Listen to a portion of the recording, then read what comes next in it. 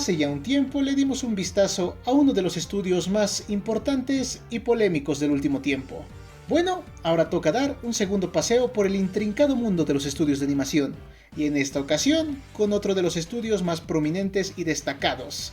Existiendo por ya casi 25 años, esta casa de animación ha sabido posicionarse entre las mejores, e incluso la mejor, depende de a quién le preguntes, manejando un nivel de animación del más alto nivel, trayendo varias de las secuencias que son consideradas historia, no solo para el anime, sino para la animación en general. Obviamente, hablamos de Ufotable. Bueno, comencemos. Los inicios de este estudio son bastante humildes, siendo fundado por Hiraku Kondo, ex empleado de la TMS y experimentado animador, que incluso llegó a trabajar en el exterior, en proyectos para Marvel, creando sus primeras oficinas en Nakano, Tokio, comenzando a trabajar con pequeños cortos animados para televisión y como apoyo para otros estudios. Como ven, el estudio mantendría un perfil bajo sus primeros años, acostumbrándose de a poco a trabajar en la industria. Sería recién en el 2002 cuando tendrían su primer trabajo serio. Esta serie, de nombre imposible de decir, sería el primer trabajo en solitario del estudio, una serie basada en el manga del mismo nombre de Takehiko Koyasu, que nos cuenta la historia de un grupo de sicarios que viven como floristas por el día. Como era de esperarse de un estudio novato y una historia como esta, la serie pasó sin pena ni gloria, sin destacar en prácticamente nada. De hecho, podrías verla y no saber que es de Ufotable. Los siguientes trabajos del estudio seguirían la misma línea, series que pasarían desapercibidas sin conseguir un verdadero éxito por los siguientes 5 años, experimentando con todo tipo de géneros. Todo indicaba que el estudio no llegaría muy lejos. Pero durante esa época, dos personas mantuvieron el estudio a flote: Hitoyuki Matsui y Takuya Nonaka, quienes se encargarían de reclutar jóvenes talentos en cuanto a animación se refiere.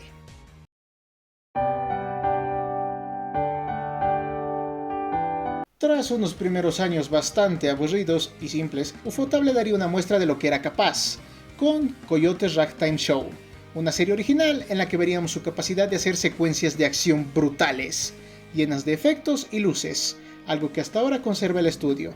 Una serie donde los tiroteos sobraban, pero que a pesar del buen despliegue técnico que tuvo, no destacó en lo absoluto, significando otro bajón para el estudio, que se recuperaría poco después con Gakuen Utopia, otra serie original, más simple en cuanto a animación, que consiguió más o menos triunfar para mantener al estudio, pero que terminó de enterrar su deseo por hacer historias originales, volcándose de lleno con las adaptaciones. A pesar de no tener una serie exitosa en ya 7 años, el estudio siguió adelante, encontrándose finalmente con su camino al éxito.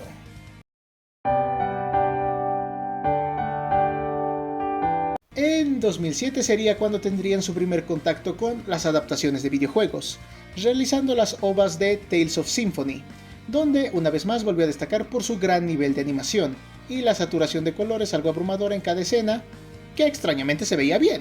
En serio, para tener tantos colores, la serie no llegaba a ser chocante. Esta adaptación significó un pequeño éxito, en gran mayoría gracias a la base de fans de los videojuegos, consiguiendo que el estudio saliera un poco del anonimato, lo que le permitiría seguir adelante con su siguiente trabajo, el que sí los llevaría al éxito, de la mano del mejor trato que hizo el estudio en su vida, con la desarrolladora Type Moon, adaptando a formato película uno de sus videojuegos, Garden of Sinners, Kara no Kyodai, donde nos mostraría su mejor trabajo hasta ese momento, reuniendo lo mejor de cada una de sus series anteriores, desde el dibujo sólido, uso de varios colores sin llegar a ser chocantes, saturación de efectos visuales y, más importante, una fluidez algo limitada que se enfocaba en no perder la solidez de los diseños. Esto desembocó en algo que terminaría por caracterizar al estudio: escenas de acción increíbles.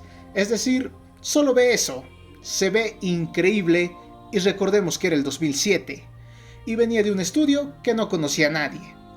Esto fue posible gracias a la mentalidad del estudio, trabajar de forma tal que lo más importante no sea el presupuesto, sino el personal. Por años, el estudio consiguió hacerse con varios talentos a los que entrenó hasta que funcionaran como un gran grupo, consiguiendo con poco un nivel de producción envidiable. La película fue un éxito, tanto que el estudio se dedicó a seguir con su serie de películas hasta el 2011, explotando al máximo la gran historia que esta novela visual tenía y adaptándola de una manera magnífica, haciéndose un nombre en la industria, además de que terminaría por acentuar su forma de trabajo. En lugar de hacer 5 series por temporada como otros estudios, decidieron hacer pocos proyectos, enfocando de mejor manera su trabajo. Finalmente, después de 7 largos años, el éxito había llegado, y Type Moon, viendo el potencial del estudio, decidió seguir con ellos para que adaptaran otro de sus trabajos.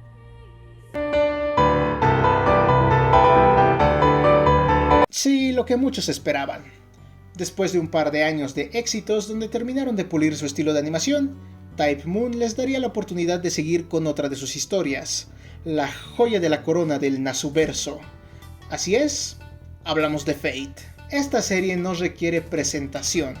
Fue la primera gran IP que el estudio consiguió, basándose en una novela visual con ciertos toques subidos de tono.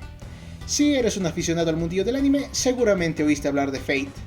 Pero, en lugar de adaptar una de las rutas de la novela visual original, prefirieron irse por algo diferente, tomando la historia de la precuela, Fate Zero, basándose en una novela ligera, lo que les permitió tener cierta libertad creativa, algo que el estudio mantiene hasta hoy en día, trasladando la historia de la novela a un anime increíble.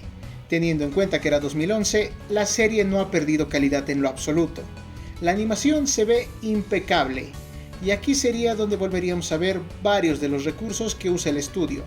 Efectos visuales, CGI bien implementado, una banda sonora espectacular, movimiento de cámara, incluso tratando a la serie como una película más que como un simple producto de animación, recurriendo a elementos clásicos como el manejo de los planos y claro, la composición de colores. A nivel técnico simplemente es perfecto. Todo estaba bien y en cuanto a historia, no se quedó atrás, pues a decir de varios de los fanáticos de Fate, esta serie es de lo mejor de su universo, así que era obvio que sería un éxito arrollador, logrando consagrar definitivamente al estudio por su calidad, además de que consiguió revivir la franquicia, al menos del lado del anime. Pues Fate ya había tenido una adaptación anterior, que si bien tuvo su éxito, no se comparó al de esta serie, en la que el estudio trabajaría los siguientes 2 años, dedicándole todos sus recursos, creando una serie espectacular. Lástima que le seguiría una aberración. Mientras, por un lado, el estudio triunfaba con su adaptación de Fate Zero, otra rama estaba trabajando en un ambicioso proyecto. Una película que tenía todo para ser un éxito. Un autor de renombre, una historia espectacular y un estudio a la altura. Pero si algo nos ha enseñado la historia del mundo del anime manga, es que adaptar a Junji Ito es casi imposible. Con Gyo buscaron darle un aire realista al movimiento antinatural de las criaturas que vemos en la serie, pero no acabó de quedar bien, ya que el estudio apostó por un CGI bastante mediocre, que no le hace justicia en nada al dibujo del autor, que como dijimos, adaptar a este sujeto es una tarea imposible por el nivel de detalle enfermizo que tienen sus dibujos, así que el proyecto no fue del agrado de casi nadie, algo que medio se arreglaría con su siguiente película, Yo-Yo Tonene, una película más agradable a la vista y con un diseño algo más caricaturesco, que si bien gustó, no fue un gran éxito.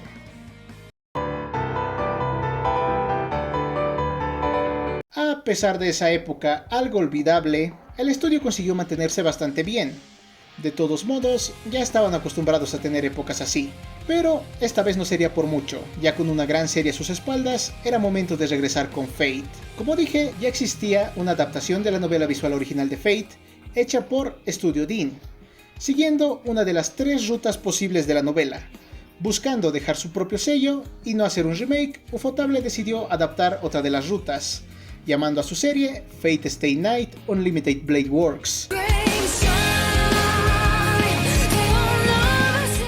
Y qué decir en esta ocasión, ya con una idea clara de qué hacer, volvieron a crear un serión, donde una vez más la animación fue la joya de la corona, tomando todo lo que hizo grande a Fate Zero y potenciándolo aún más.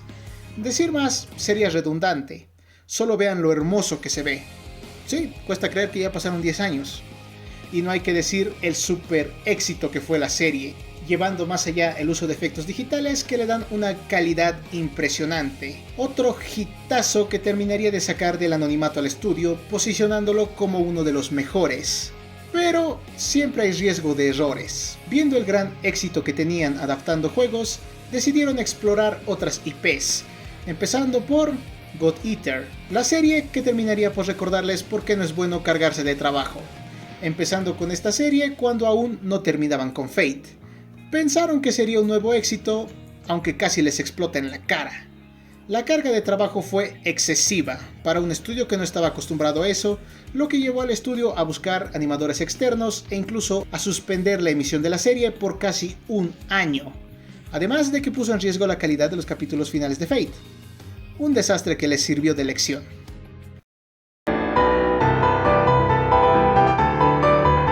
Como seguramente se dieron cuenta, Ufotable es de esos estudios que tiene épocas de oro y luego periodos de descanso. Los siguientes 2 años que le siguieron al casi desastre de God Eater fueron así, tranquilos, con producciones modestas que eran elogiadas por su animación, como es el caso de la saga de Tales of y Touken Ranbu. Series que están bien, pero comparado con lo mejor del estudio, meh. Pero este periodo de espera no duraría demasiado. Volviendo con la vieja confiable, Ufotable adaptaría la última ruta de Fate, en un proyecto de 3 películas, Fate Stay Night, Heaven's Feel, mostrando un nuevo nivel en lo que animación se refiere. Solo hay que ver todos los edits de la escena de Saber contra Medusa. En serio, sería redundante volver a recalcar las cosas que Ufotable consiguió, mejorando su fórmula de respetar el diseño y claro, innovando en lo que a efectos visuales se refiere. Todo esto apegándose a sus reglas principales que tuvieron que volver a aprender en más de una ocasión. Primera regla, la calidad es más que cantidad. Como vimos, el estudio se acostumbró a trabajar y enfocar todos sus recursos en un producto que se aseguraban de sacar perfecto. Segunda regla, trabajo en equipo. A lo largo de la historia del estudio, este buscó siempre talentos en el mundo de la animación, capacitándolos y entrenándolos para que funcionaran mejor como un gran equipo, manteniendo un ritmo de trabajo uniforme, en lugar de solo juntar a todos los animadores posibles y cargarlos de trabajo. Y tercera regla, escoger bien los trabajos. Por raro que pueda sonar, a pesar de que el estudio puede encargarse de varios trabajos y maneja presupuestos gigantescos, prefieren tomarse su tiempo al momento de meterse en un nuevo trabajo. Todo esto se vería en su nueva joya de la corona.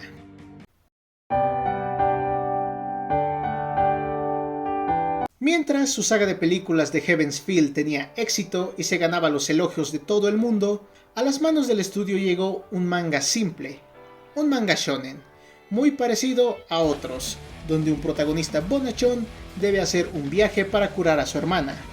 Una historia simple, que en su momento no destacó para nada, pero llegó Ufotable diciendo, hijo de perra, cuenta conmigo, listo para convertir un manga cumplidor pero simple en el anime más exitoso de los últimos tiempos. Sí, sobre One Piece, sobre Jujutsu Kaisen, sobre todos.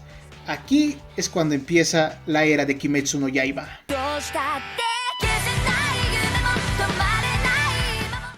Una vez más, el estudio aplicó todas sus reglas, consiguiendo un resultado pocas veces visto.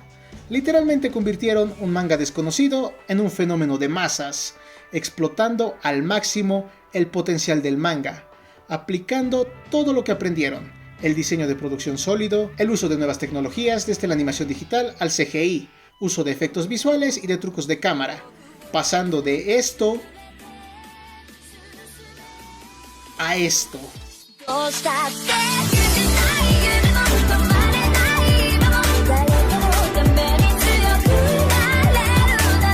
Además de otras cosas como darse libertad a la hora de adaptar.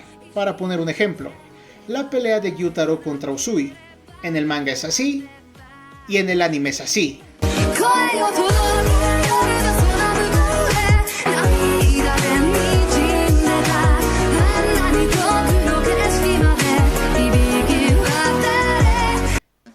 Gran diferencia, ¿verdad? El estudio alargó la secuencia haciéndola 1.000.000 de veces más épica. Kimetsu no Yaiba es el culmen de todos los años de trabajo del estudio. Todas las cosas que aprendieron, los tropiezos que tuvieron, llevaron al estudio hasta este punto, a ser reconocido como el mejor estudio de animación de la historia. Y eso es todo por esta ocasión. Si llegaste hasta aquí es porque el video te gustó, así que agradecería que le des me gusta, lo compartieras y, por qué no, suscríbete si es que quieres ver más videos así. Date una vuelta por el canal para ver más material de este tipo, comenta, ¿quieres la historia de algún otro estudio de animación? Yo fui Underfreak y nos vemos a la próxima.